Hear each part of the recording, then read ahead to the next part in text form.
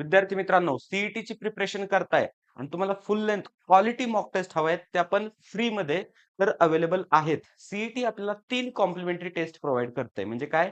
तर 3 फुल length mock taste आपल्याला फ्रीमध्ये प्रोव्हाईड करते आणि उरलेल्या मॉक टेस्ट आपल्याला पैशावर विकत घ्यावे लागतात. पण 3 तुम्ही दिल्या का मला सांगा? तर नाही. मग त्या कशा द्यायच्या? हा व्हिडिओ शेवटपर्यंत पहा. मी तुम्हाला सर्व डिटेल्स एक स्टेप बाय स्टेप गाईड करेल. फर्स्ट ऑफ ऑल मी तुम्हाला सीईटीच्या वेबसाईटवर घेऊन जातो. म्हणजे ज्या ठिकाणी आपल्याला मॉक टेस्ट द्यायच्यात. आणि या मॉक टेस्टचा फायदा काय आहे, की सीईटी एक्झाममध्ये जो इंटरफेस असणार आहे, एक्झॅक्टली तोच इंटरफेस या मॉक टेस्टमध्ये असणार आहे. कारण ऑब्व्हियसली ह्या सीईटी कडनं तुम्हाला प्रोव्हाईड करण्यात आले आहेत, बरोबर? आणि जास्त करून या मॉक टेस्टमधले क्वेश्चन रिपीट होईल अशी खूप चान्सेस आहेत.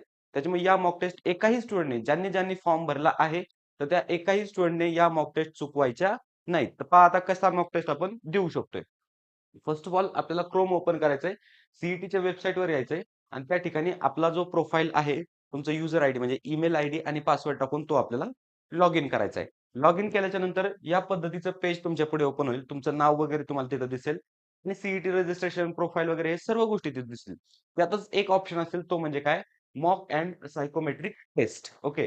तर या ऑप्शनला आपल्याला क्लिक करायचंय. हे पहा जर तुम्ही एक्स्ट्राच्या मॉक टेस्ट घेतल्या असतील कधी सीईटीचा फॉर्म भरायच्या वेळेस, तर त्या पण इथं तुम्हाला शो होतील.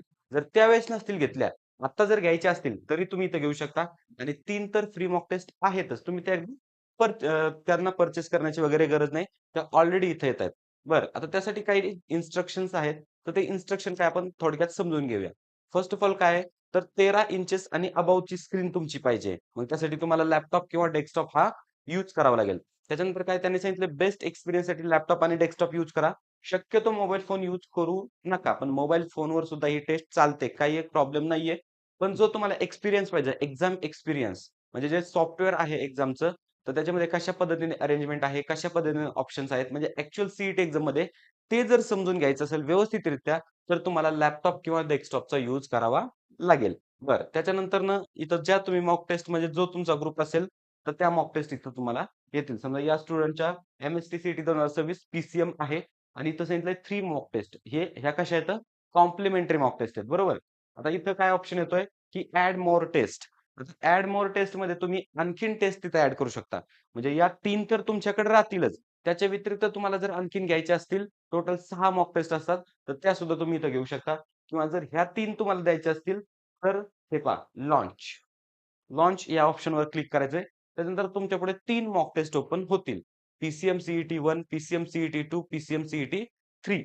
आणि आता हे पहा, इथं ज्या डेट्स दाखवल्या त्याच्यात कन्फ्यूज तुम्ही होऊ नका. या डेट्स काय सांगतायत, की ही जी टेस्ट आहे, तर ही 10/1/2026 ला 10/1/2026 ला ॲक्टिव्ह झाली आणि त्याच्यानंतर 12/5/2026 ला ही काय आहे, संपणार आहे किंवा ही व्हॅलिडिटी संपणार आहे. सेम या पद्धतीने आणि सेम याच पद्धतीने इथे डेट्स दाखवल्या गेल्यात. पण सध्या जर आपण पाहिलं ना, तर ह्या मॉक टेस्ट ॲक्टिव्ह आहेत. तुम्ही देऊ शकता.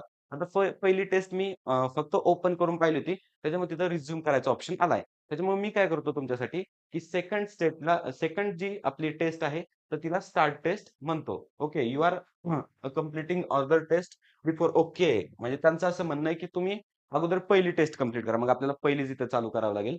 बरं. रिझ्यूम टेस्ट क्लिक केलं. त्याच्यानंतर तुमच्यापुढे इन्स्ट्रक्शन येतील आणि हे पेज दी मोस्ट इम्पोर्टंट आहे सीईटी एक्झामसाठी.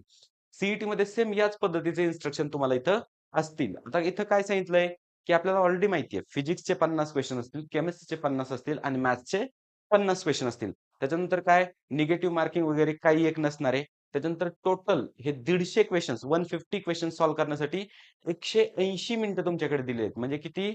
तर 3 तास तुमच्याकडे असणार आहेत. आणि हे 3 तास लगातार 3 तास असणार आहे. त्याच्यात एकही मिनिटाचा तुम्हाला ब्रेक मिळणार नाहीये. त्याच्यानंतरनं बाकीच्या ह्या सर्व गोष्टी दिल्यात आणि सर्वात महत्त्वाची गोष्ट म्हणजे काय?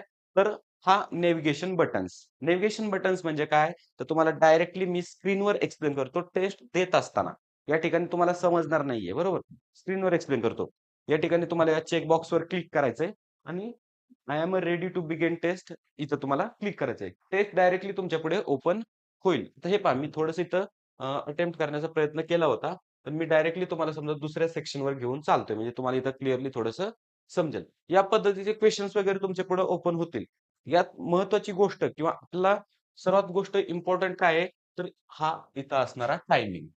हे पहा टायमिंग डायरेक्ट 180 मिनिटं चालू झालाय. बरोबर. इथं सेक्शन 2च आहेत सध्या फिजिक्स आणि केमिस्ट्री. मध्ये सुद्धा तुम्हाला याच पद्धतीने राहील फिजिक्स आणि केमिस्ट्री आणि इथं टाईम पण 180 राहणार. पण ज्यावेळेस आता हे पहा सबमिटचं बटन तुम्हाला इथं कुठं दिसतंय का? नाही. ज्यावेळेस याच्यातले 90 मिनिटं संपतील, तर त्यावेळेस ऑटोमॅटिकली फिजिक्स आणि केमिस्ट्री सबमिट होऊन जाणार. 90 मिनिटं ज्यावेळेस संपतील त्यावेळेस ऑटोमॅटिकली फिजिक्स, केमिस्ट्री कमी होऊन जाणार आणि त्याच्यानंतर मॅथ्स तुमचं ओपन होणार आणि ते 90 मिनिटं तुमचं चालणार. बऱ्याचशा जणांना काय वाटतं, की फिजिक्स, मॅथ्स, केमिस्ट्री या तिन्हींना मिळून 180 मिनिटं आहेत. पण तसं नाहीये हां. काय आहे? तिन्हींना मिळूनच 180 मिनिटं आहेत. पण त्याचं ब्रेकडाउन कसं केलंय, की पहिले 90 मिनिटं फिजिक्स, केमिस्ट्रीसाठी आणि नंतरचे 90 मिनिटं हे मॅथ्ससाठी आहेत. बरोबर? या पद्धतीने आहे. त्याच्यानंतर हा ऑप्शन तुम्हाला दिसतोय ना, समजा -85 सेकंड आपण पुढे कन्सिडर करूया नेक्स्ट क्वेशनवर.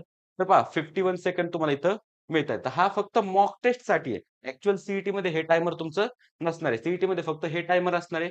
त्यानंतर इथं तुमची डेट असणार आहे. त्याच्यानंतर ना महत्त्वाची गोष्ट म्हणजे काय, तर हे आपण बटन्स पाहूया. फर्स्ट ऑफ ऑल ॲन्सर्ड म्हणजे ज्या क्वेशनचा तुम्ही ॲन्सर क्लिक केलंय, तर तो येणार तुमचा ॲन्सरमध्ये. समजा आता हा क्वेशन आहे, मी ॲन्सर करतोय आणि इथं मी पुढं नेक्स्ट या बटनावर क्लिक करतोय. तर हा पहा, माझा हा ॲन्सरमध्ये आला क्वेशन. तर मग मी इथं या क्वेशनवर येतो म्हणजे तुम्हाला एक्झॅक्टली समजेल. ओके. इथं मी ॲन्सर क्लिक करतोय. नेक्स्ट ॲन्सर म्हणून आला. त्याच्यानंतर नॉट ॲन्सर्ड. नॉट ॲन्सर म्हणजे काय, की ज्याचं आपण ॲन्सर दिलेलं नाही अजून. म्हणजे हे पहा जेवढे रेडमध्ये दाखवतंय नॉट आन्सर येतात. तर मी डायरेक्टली इथं जर पुढे क्लिक केलं ना, तर हा 22 नंबरचा क्वेशन नॉट आन्सरमध्ये आलाय. त्याच्यानंतर काय नॉट व्हिजिटेड म्हणजे हे जे दिसतायत विथआऊट कलर व्हाईट कलर मधले, तर हे नॉट व्हिजिटेड आहेत. म्हणजे आतापर्यंत आपण त्या क्वेशन पर्यंत पोहोचलो नाहीयेत. त्याच्यानंतर नेक्स्ट काय आहे मार्क फॉर रिव्ह्यू म्हणजे काय हा जो कलर तुम्हाला दिसतोय, तर तो रिव्ह्यूसाठी मार्क करायचा आहे. म्हणजे काय की तो क्वेशन तुम्हाला सोडवायचा आहे, पण नंतर न सोडवायचा. मग त्यासाठी कसं करायचं मार्क फॉर रिव्ह्यू. इथं मी मार्क फॉर रिव्ह्यूला क्लिक केलं, कलर लगेच चेंज झाला. नंतर पुढे गेलं तर अजून एक ऑप्शन राहतो ॲन्सर्ड. आता हे पहा, या क्वेशनमध्ये आपण ॲन्सर दिलं नाही, फक्त रिव्ह्यूला मार्क केलंय. पण आता या क्वेशनमध्ये आपण काय करणार आहे, नेक्स्ट क्वेशनमध्ये ॲन्सर देणार आहे आणि मग रिव्ह्यूला मार्क करणार आहे. बरोबर. मग या ठिकाणी कसं आहे, या पद्धतीचा कलर आणि या पद्धतीची टिक येईल. मग तुम्हाला हे इन्स्ट्रक्शन व्यवस्थित समजले का? समजले. मग सीईटीमध्ये काय करायचंय, की सर्व क्वेशन्स एकदा व्हिजिट करून घ्यायचे, पाहायचे. जे येताय ते लगेच टिक करायचे, ॲन्सर करायचं. जे येत नाहीये त्यांचं ॲन्सर करायचं आणि मार्क करायचं रिव्ह्यूला. कारण नंतर तुम्ही हे ॲन्सर चेक करू शकता. आणि सीईटीमध्ये कोणत्याही क्वेशनवरनं तुम्ही कुठेही शिफ्ट करू शकता. म्हणजे काय, मी पहिल्या क्वेशनवर होतो, मला 44 नंबरचे करायचंय, 44 नंबरचे करायचंय, या ठिकाणी मी येऊ शकतो. म्हणजे ही पद्धत सीईटीमध्ये आहे. बरेचसे जण खूप कन्फ्यूज होतात. आणि महत्त्वाची गोष्ट लक्षात ठेवायची ती म्हणजे या टायमरकडे. हा टायमर ज्यावेळेस तुमचा समजा 100 मिनिटावर येईल, 100 मिनिटावर येईल, तर त्यावेळेस तुम्ही समजायचंय, की फिजिक्स आणि केमिस्ट्रीसाठी फक्त 10 मिनिटं तुमच्याकडे शिल्लक आहेत. समजलं? हा टायमर ज्यावेळेस 100 वर येईल, त्यावेळेस तुम्ही समजायचं फिजिक्स आणि केमिस्ट्रीसाठी फक्त 10 मिनिटं शिल्लक आहेत. म्हणजे या पद्धतीने ही मॉक टेस्ट आहे.